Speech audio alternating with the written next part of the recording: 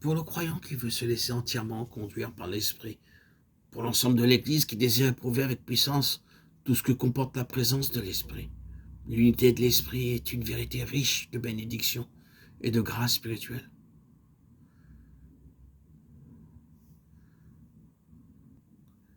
Et un grand respect pour l'œuvre du Saint-Esprit en toi. Cette recommandation du pasteur Stockmeyer demande à être suivie de celle-ci qui vient de la compléter.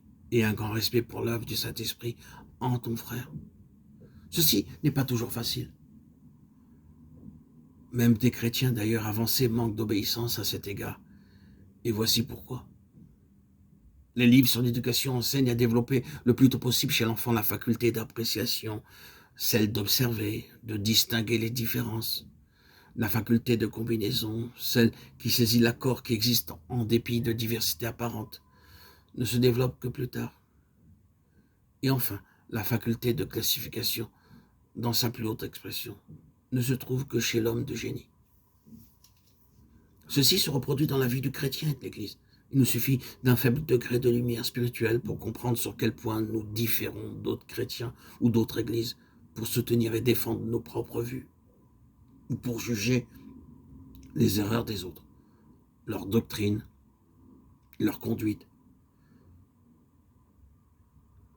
Mais il faut une véritable grâce de Dieu lorsqu'on a à souffrir de la conduite d'autrui, lorsqu'on entend prêcher des choses nuisibles et contraires à l'Écriture.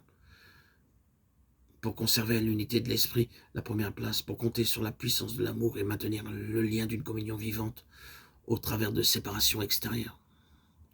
Ah oui, conserver l'unité de l'esprit.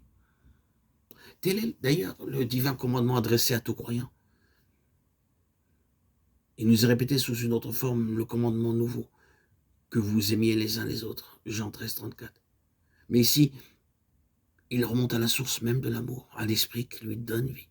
Si vous voulez pouvoir obéir, observez avec soin qu'il s'agit là de l'unité de l'esprit. Il y a une unité de profession, de foi ou de coutume, d'église ou de préférence dont le lien vient de la chair plutôt que de l'esprit. Si vous voulez conserver l'unité de l'esprit, souvenez-vous de ce qui suit. Voyez sur quel point l'unité de l'esprit pourra commencer à s'établir en vous et à dominer vos répugnances.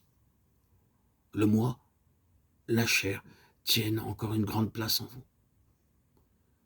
Tout disposé à prendre part à une unité terrestre.